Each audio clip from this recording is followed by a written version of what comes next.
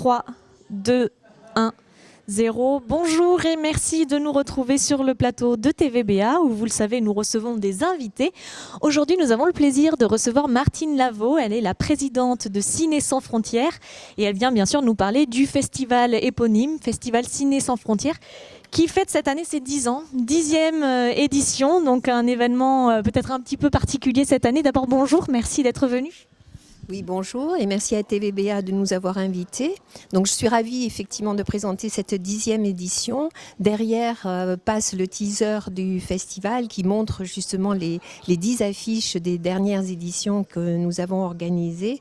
Et nous sommes ravis cette année d'avoir ce festival avec un regard sur le Japon. Alors l'affiche, déjà le montre assez, puisque c'est une artiste justement japonaise qui a fait ce dessin. Alors on disait 10 ans, une édition peut-être un peu spéciale. Est-ce qu'il y a des nouveautés ? Alors oui, effectivement, cette année, nous avons des nouveautés. Comme toutes les autres années, nous avons effectivement entre 40 et 50 films qui seront programmés. La nouveauté cette année, c'est que nous avons une journée entièrement dédiée au court-métrage et à destination des jeunes de la région Nouvelle-Aquitaine. Donc nous avons invité environ 150 jeunes de différents établissements de la région Nouvelle-Aquitaine à venir pour se former à l'analyse cinématographique, en présence de réalisateurs, monteurs, une comédienne également, enfin en présence de professionnels du cinéma qui participeront à leur formation justement. Alors comme tout festival, le festival Ciné Sans Frontières, mais aussi en compétition des films, il y en aura 15 cette année sur 2 prix, dont un qui fait aussi la part belle à la jeunesse. Est-ce que vous pouvez nous en dire un petit peu plus ? Alors oui, à Ciné Sans Frontières, nous essayons de donner la part belle, comme vous le dites, aux jeunes. Et là aussi, nous avons instauré depuis maintenant les 10 festivals un jury jeune. Donc il y a cette année 9 jeunes du bassin d'Arcachon qui se sont inscrits, se sont portés candidats à cette formation. Nous sommes très très heureux parce que chaque année, il y a davantage de jeunes qui se présentent. Donc nous leur apportons en partenariat avec la ville de La Teste une formation d'une 30aine d'heures. Le premier week-end du festival, ils vont pouvoir voir 5 films en compétition pour le jury jeune. Ils délibéreront le 5 février.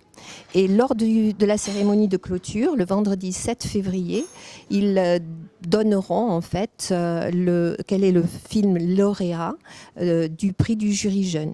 Et il y a une autre compétition, celle-là est réservée au prix du public, qui elle aussi déterminera le résultat avec le film lauréat du prix du public, également en cérémonie de clôture, le vendredi 7. Et les spectateurs auront la possibilité de voir ces films lauréats le lendemain, le 8 février, le samedi 8 février, en après-midi.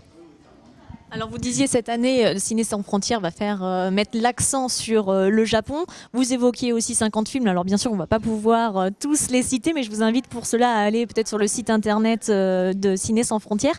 Malgré tout, il y en a donc, on le disait, 15 en compétition. Est-ce qu'on peut donner un petit aperçu des pays qui vont être évoqués, des thématiques aussi qui vont être évoquées lors de cette 10e édition ?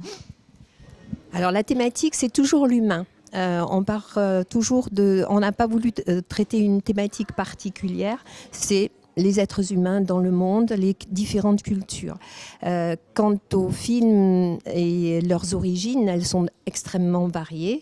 Il y a la Colombie, l'Italie, l'Allemagne, l'Autriche, la Grande-Bretagne, bien entendu, les États-Unis, des pays d'Amérique latine tels que l'Argentine ou le Chili. Enfin, chaque année, nous avons effectivement des films issus de différentes zones, on va dire, du monde.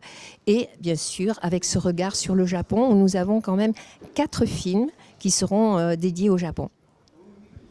Alors, pour les personnes qui voudraient participer, quelles sont les modalités ? Est-ce qu'il vaut mieux s'inscrire, réserver sa place avant ? Ou à qui est-ce qu'on s'adresse ?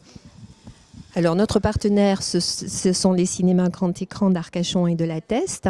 Donc les spectateurs peuvent s'adresser au cinéma grand écran pour acheter des passes, parce que s'ils doivent voir plusieurs films, il est conseillé de prendre un pass. Ça réduit la place considérablement, puisque 10 places sont à 45 €. Ça porte la place de cinéma à 4,50 €, ce qui est tout à fait accessible. Et nous, à Ciné Sans Frontières, nous nous battons pour que les prix soient aussi bas que possible. Par ailleurs, bien sûr, les gens peuvent réserver sur Internet par l'intermédiaire du site du cinéma grand écran. Voilà. Donc là, maintenant, tout ce qui concerne la billetterie, c'est au cinéma qu'ils doivent se rendre. Très bien, mais écoutez, vous avez maintenant toutes les informations pour profiter de cette 10e édition du festival Ciné Sans Frontières. On le rappelle, du 31 janvier au 8 février. Et puis merci à vous d'être venu nous présenter cette édition anniversaire. Merci à TVBA, merci aussi aux Arcachonnais et aux Bordelais, parce que nous avons de plus en plus de spectateurs qui viennent, même de la région parisienne. Donc c'est à moi de les remercier de leur fidélité. Et puis bienvenue au Festival Ciné Sans Frontières.